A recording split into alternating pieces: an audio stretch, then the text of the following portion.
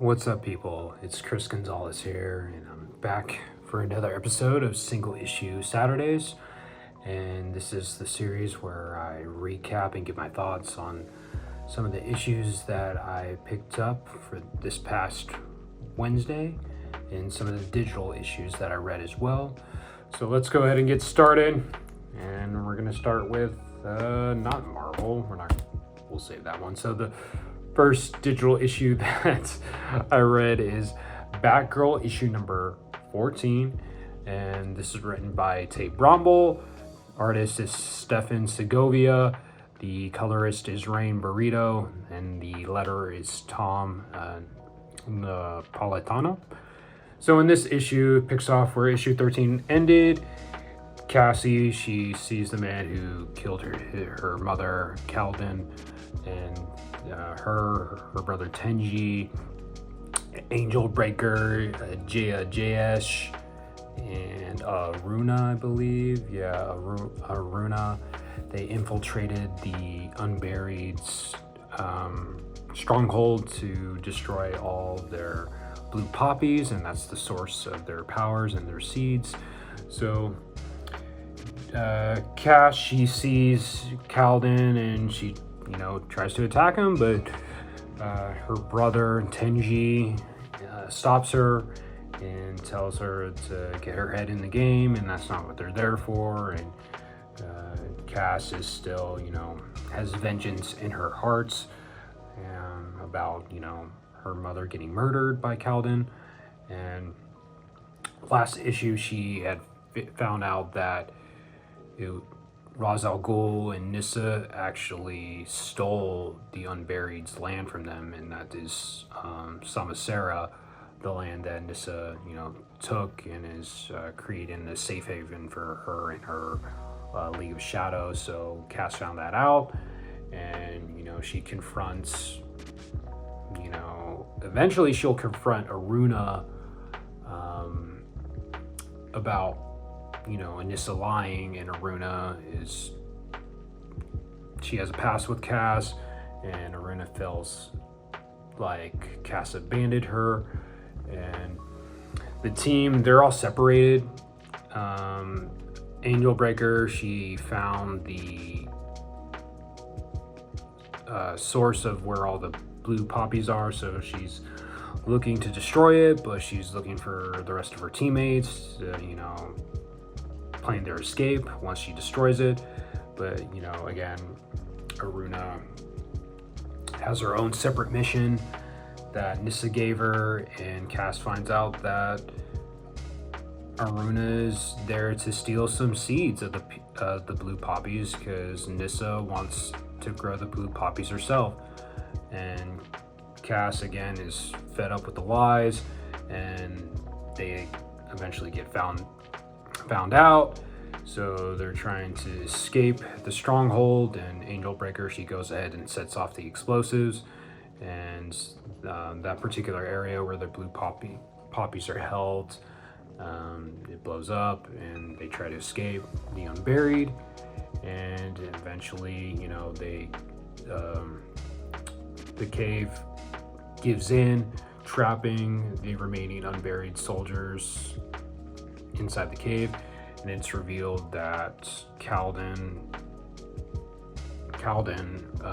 reveals that there's a mole within Nyssa's camp. So we'll figure out who the mole is. So, but again, this was another fun issue. I've been loving this series. I don't understand. I've been hearing some mixed opinions about it, but I've been loving this series. It's very action-packed, and there's a lot of character moments. It dives deep into Cass's psyche and her, deals with her trauma when she was growing up, training, and her relationship with her mother Shiva. Even after Shiva's death, it's still affecting her, and how Cass operates, and how she, she's confused. Deep down, she loved her mother, and now she's having that internal struggle of whether to revert back to her old ways and get revenge or, you know, move forward. So again, Tate Bromball has been doing a great job, and this issue was fun and it furthered the plot.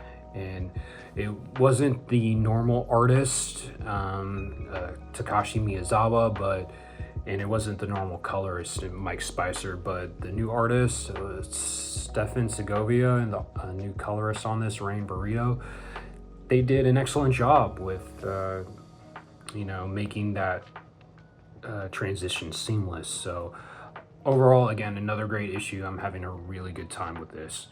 So now let's go ahead and get into the Doctor Strange issue, and this is a new number one. Again, Doctor Strange number one. It is written by Derek Lanley. The artist is Ivan Fiorelli.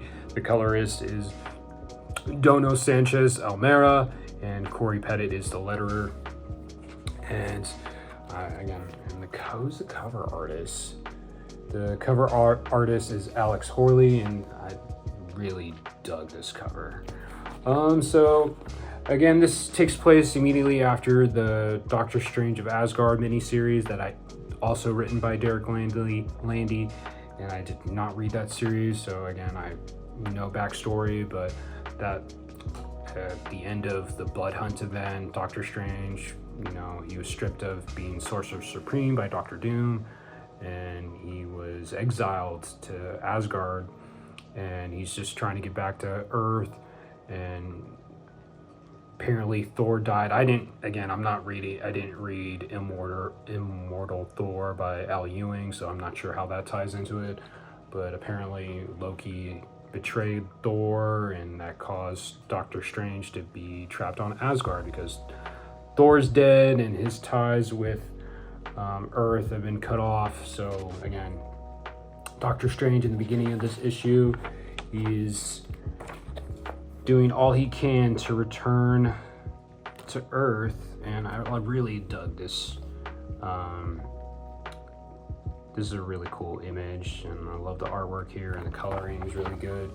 So he's visited by two ravens, and the ravens have a message from Lady Sif. So Strange, he goes to Lady Sif, and you know, he asks Sif what does she need of him. He'll do it, and Sif again calls him out for helping Loki, and you know, Strange, he feels bad about it, so he's like, just tell me what to do and I'll do it. So Lady Sif sends him on a mission to Elfheim to resolve an issue that the Light Elves are having.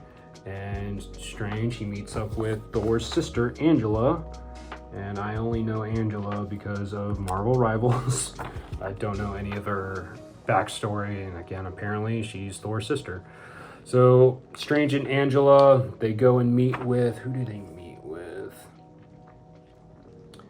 They meet with Elsa. She is the Light Elf Queen, and then also Idol, she is the Regent, and you know, they're having a little internal issue. Idol, she is right here, and she is looking for Strange. She's telling Strange that there's a coffin that has been found in this cave system, and this, you know, and Angela explains to Strange that during the War of the Realms, Alfheim fell to Malekith and the Dark Elves, and again, one of the part of the aftermath of Alfheim, you know, recovering from the War of the Realms, seems to have popped up within this cave system. And in this cave system, they found a coffin, and in this coffin, it houses a wizard, an old wizard. What's his name? Is Verboten. He is an evil wizard that caused a lot of mischief eons ago. So Idol, she wants the head of Verboten because apparently she made a pact with Odin years ago, and she needs proof of Verboten's demise. But Isla or Elsa, She doesn't want that to happen because Verboten, even though he's evil and she hates him, and apparently he's her grandson, he's of royal blood, and due to the light elf's customs, they can't have that happen. So, and Ida, she reveals that she is eons ago, she fought Verboten, and Verboten killed all of her sisters, and she was the last survivor. So Strange, comes to mediate, and he suggests that he open the coffin to see what's going on. So eventually he does, and he goes by himself and he casts a spell that creates a shield around the coffin. But before that, he made a deal with Idol, and Idol tells him, like, okay, Verboten's not gonna be dead. Once you open that coffin, he's gonna come back to life. And Strange was like, okay, well, hopefully that doesn't happen, and he'll do what he can to, so both sides get what they want. But Verboten, he does wake up, and yeah, he causes a lot of mischief. Angela shows up on scene, and his goal is pretty devious. He wants to kill all the living children in the universe, and Doctor Strange's like, no, I can't have that happen. So, and Verboten, he uses a different type of magic called scythe magic, and that's what he wields. And then I guess there's a doppelganger of Riala, and Riala is Idol's mother, I think. Yeah, is Idol's mother. And so a dark version of I'm not sure if this is Riala. It said this wasn't Riala, but so there's an evil doppelganger, and she joins the fray, and then they start to fight Strange and Angela, and then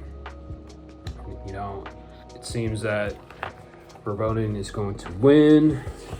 But then Strange, he tells Angela, like, yo, step back.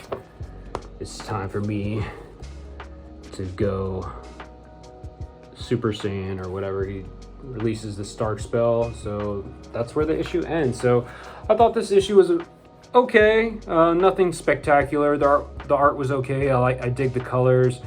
And will I continue this in singles? Probably not. I will wait to hear to see if it gets better, and if it does, I might get the trade. So this is a potential trade weight for me. Again, it's my first foray into Doctor Strange comics, and I just thought it was okay. Nothing too great, but it wasn't bad. So that was Doctor Strange #1. And now let's get into this one shot. It is Ultimate Universe 2 years in. And this one shot is written by Dennis Camp and Alex Packnadel. And there's several artists, including Patrick Boughton, Phil Noto, Francesco Manna, Lee Ferguson, and Javier Pulido. Colorists are Federico Blee. Phil Noto does his own coloring. Guru EFX, Eric Archinega, and Javier Pulido, he does his own coloring as well. And the letterer is Travis Laneham. And yeah, so this follows the Guardians, this version of the Guardians of the Galaxy that was introduced in Dennis Camp's Ultimate comic.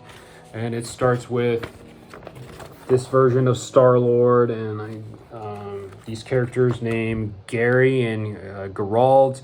They're, since the maker, since what he did in creating this new universe, it tampered with the Guardians universe because they're like from the future. So Star-Lord, Gerard, and Gary and Geralt, they're trying to fuse the Maker's universe with another universe so they can, reclaim their old universe. I don't know how it took me a couple reads to fully grasp, because there's a lot going on in this, a lot of cerebral concepts and just very sci-fi. But so yeah, they're trying to fuse these universes together. It goes wrong, and then Gary, he has an Infinity Gauntlet, and Star-Lord, he's like trying to stitch this universe together, and Cosmo is a part of this team. Captain Marvel, a different version of Captain Marvel, is a part of it. And yeah, but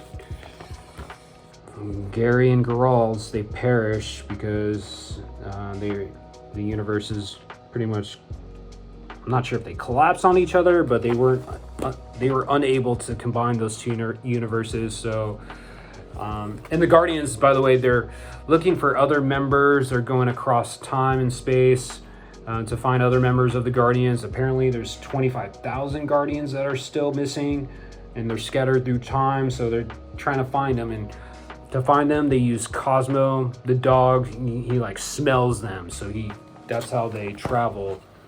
And so I like the artwork by Phil Noto. So Captain Marvel, she speaks with other members of the Guardians. I guess they're Guardians, but she just, it's a memorial, and it goes over how back in the Ultimates issue where the Guardians showed up, she gave America Chavez, because apparently America Chavez was a part of the Guardians and she was in a relationship with Captain Marvel, but America she lost all her memories. So Captain Marvel gave her this device. It's like a beacon. Whenever America chooses to use the beacon, it will signal to Captain Marvel where she's at and how they can help her. So Captain Marvel, she just thinks about America, and then again they go to different times. In this one they go to 2 million BC, and the Celestials are attacking the first humans, and they meet a female Ultron, and this Ultron is called Ultron 82 or U-82. And so they meet with this version of Ultron, and they tell Ultron like, hey, come with us, but Ultron wants to remain in that timeline to, observe what she can. And I don't know how this Ultron's female, but she's female. So, and then meanwhile, Star-Lord has been grieving over the deaths of Gary and Gerard. So the Guardians pick him up, and Cosmo, she senses another member of the Guardians, and they go to this planet called Mord, and this is in the year of 13 million BC, and they go to this planet looking for Nova, and this version of Nova, his name is Churn. I believe his name is Churn. Yeah, Churn, but that version of Nova got there way earlier and it died, so they're too late, because apparently this guy is wearing Nova's old uniform, but they found out that Nova has died. So, and the ultimate nullifier, he's pissed, and he wants to eradicate the Maker's universe, but we'll get to that later. So this part was pretty cool. And again, the artwork changes throughout. So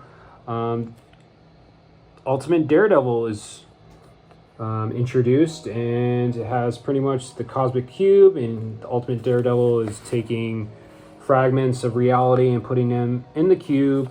And the artwork is pretty trippy. I love the coloring in this by Javier Pulido. And this version of Ultimate Daredevil is not Matt Murdock. It's pretty much the Beyonder, but Guardians fight him and eventually convince the Ultimate Daredevil to join them.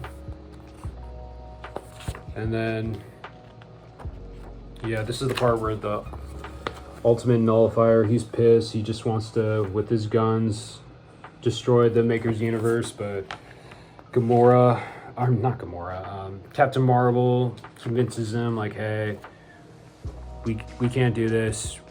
We have to, you know, continue the fight. And the Ultimate Nullifier, I like this image. This Phil Noto again. Ultimate Nullifier, he just misses his friends.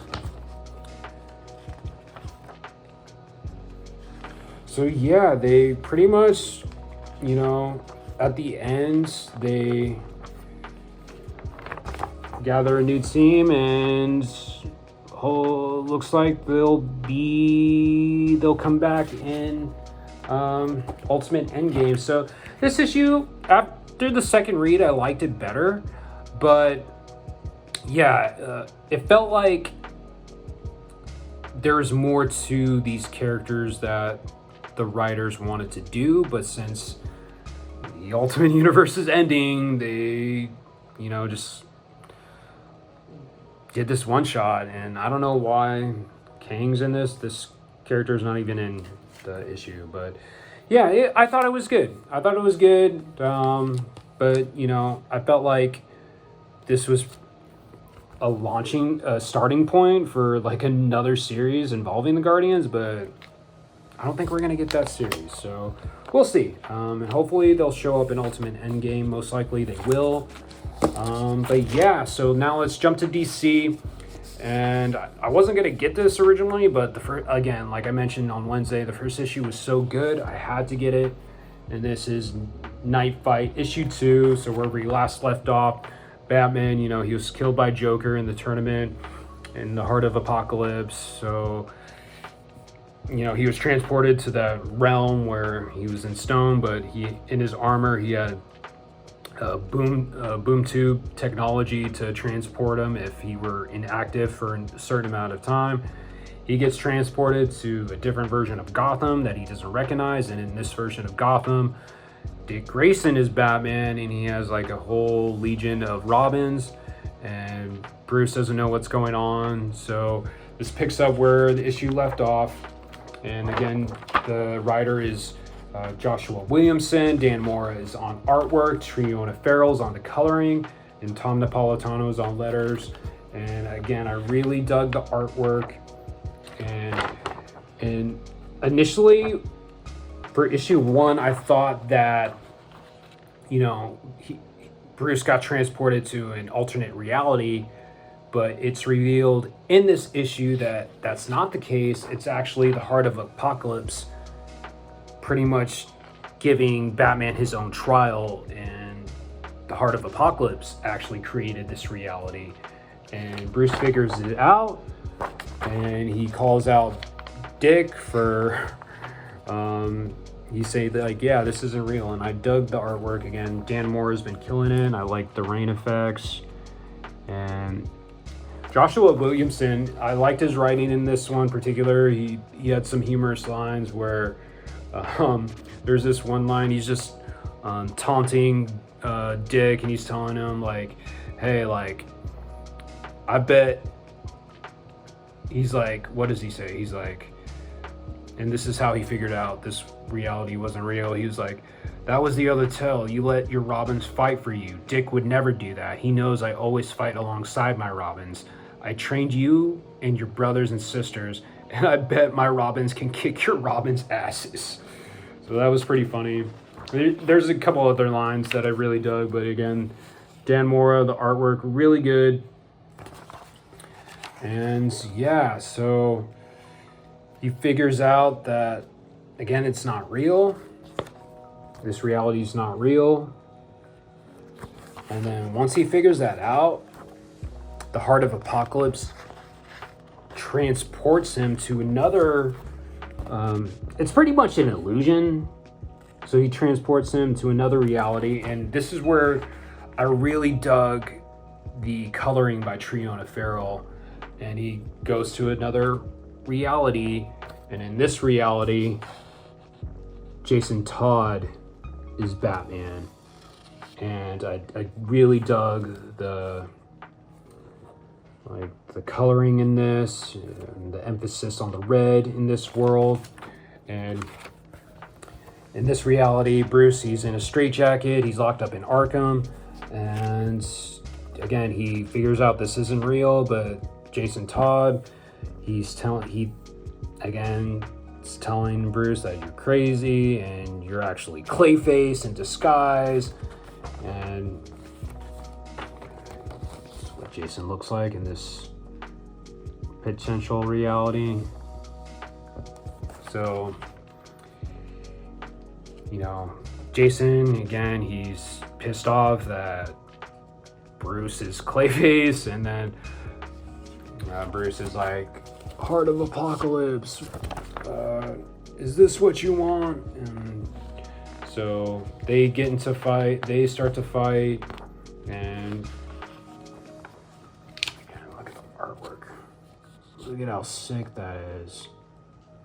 Love how Mora's drawn these action sequences and the panel layouts, and they beat the crap out of each other, and then Bruce locks Jason into the cell, and then Bruce tries to escape, but it's revealed when he gets to the roof and sees Gotham, he notices, wow, it's really quiet. Gotham doesn't sound like this. And then it's revealed, and this is I think this is my favorite image of the whole issue. It's revealed, Jason reveals to Bruce that the Joker released Joker gas within the city, so to stop, and it caused like citizens of Gotham to die.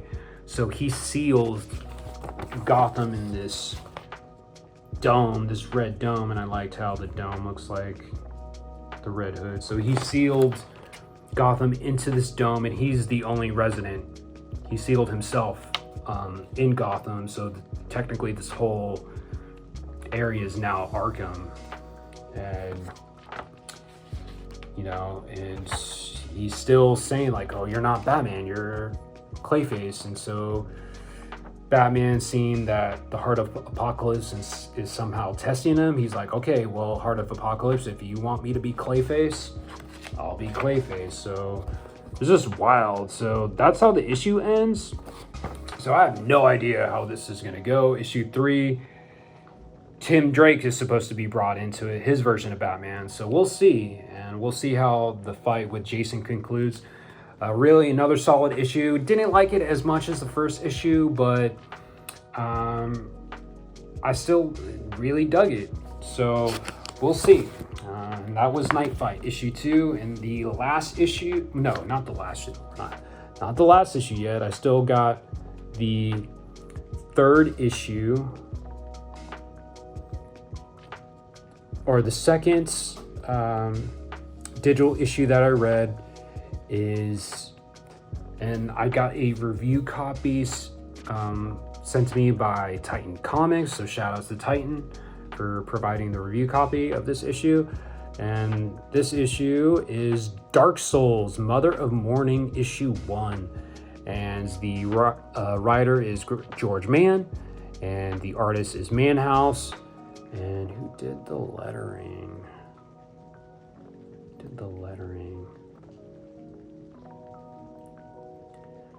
The lettering is by Anworld's Design James. So this is obviously based on the popular video game series Dark Souls, which I have not played. I've tried playing it, but it's just too hard for me, so I've never played it. So it's about this order of knights who they like worship the mother of the lily, and they trained under they're protecting the shrine dedicated to the mother, and it's the mother of the lily's souls.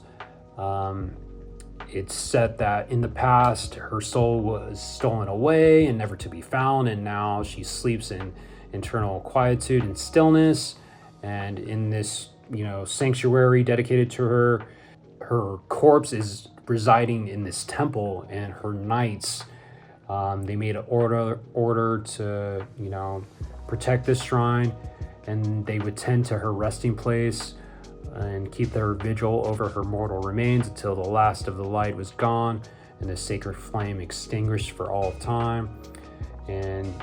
But you know, time and circumstance hasn't been great to this order of knights, and in the light of the final flame finally ebbs, and so darkness is taking over this kingdom, and so the grand order of knights, they're fading away. There's not that many knights left, so it follows our main character. His name is Luca Diaz, I believe is his name. Give me 1 second. Yeah, Luca Diaz is his name, and he has companions. One's called Sten, and the other is called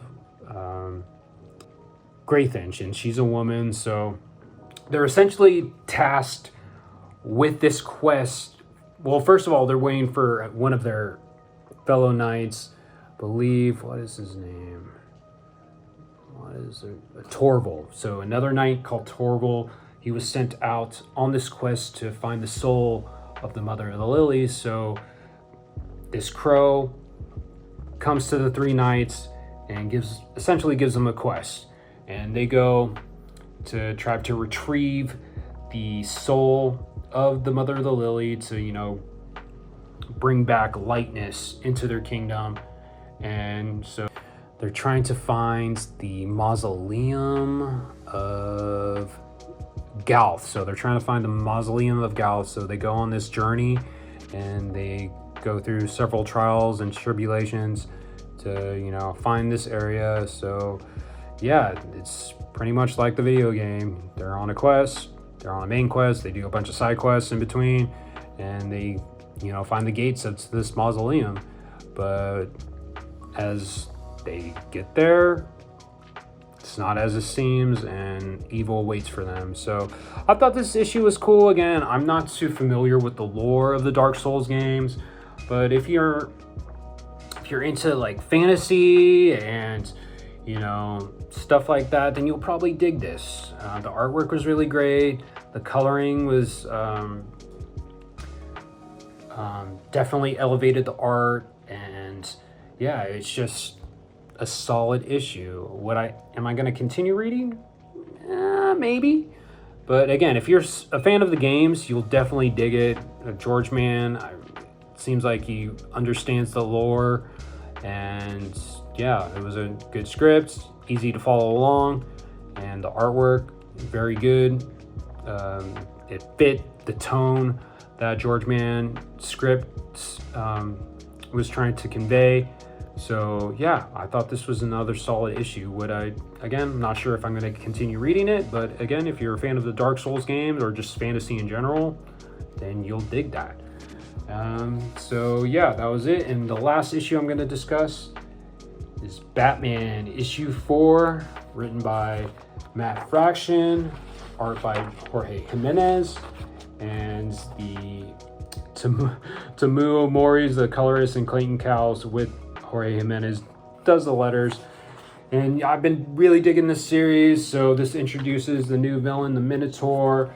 So it starts off with him.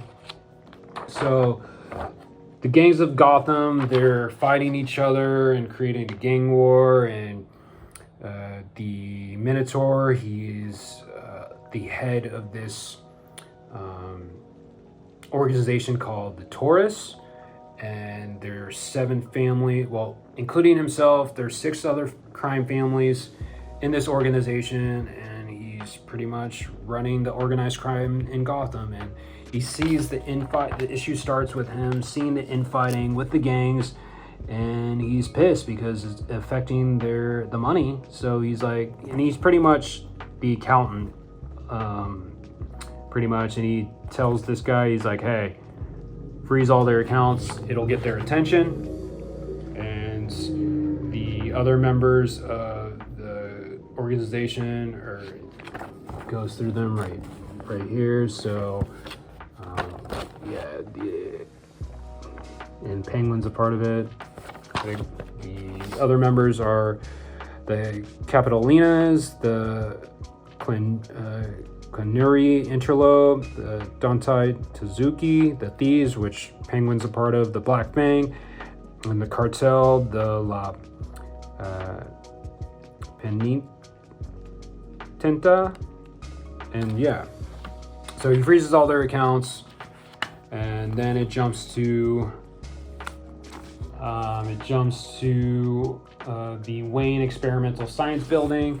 So Bruce, coming off of the last issue, he meets with Dr. Zeller about the Crown of Storms that she's working on, and that's that device that is helping with the inmates in Arkham, deal with the issues that's going on in their brains. So he's trying to discuss, with her more about the device and, the stuff it's made out of.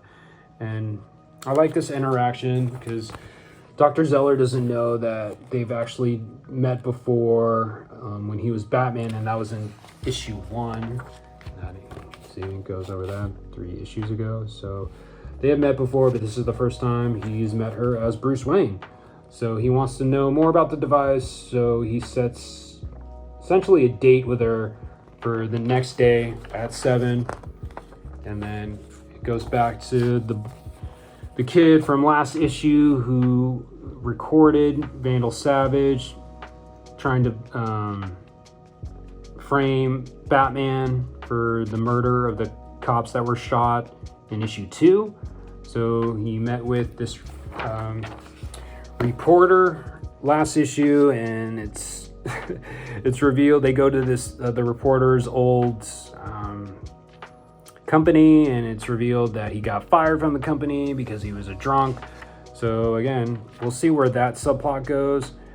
And I liked how this issue is taking elements from the previous issues and it's tying them all together. So getting of an idea of the overarching story. So Anarchy, he was also in issue 2. He was the one who was attempting to rob the truck, and that, Tim Drake stopped. And so yeah, Batman confronts Anarchy, and again, the artwork plus the colors are just really great. Jorge Jimenez is just on another level with this series. So he confronts Anarchy, tries to figure out what exactly is going on, and then Anarchy's pretty much saying that, hey, there's a new guy in town, he's controlling all the organized crime, and you can't really do anything because it's going. So then we jump to the Old Wayne Manor, and Commissioner Vandal Savage welcomes the 6 other crime families, and the Minotaur calls for a meeting. And again, another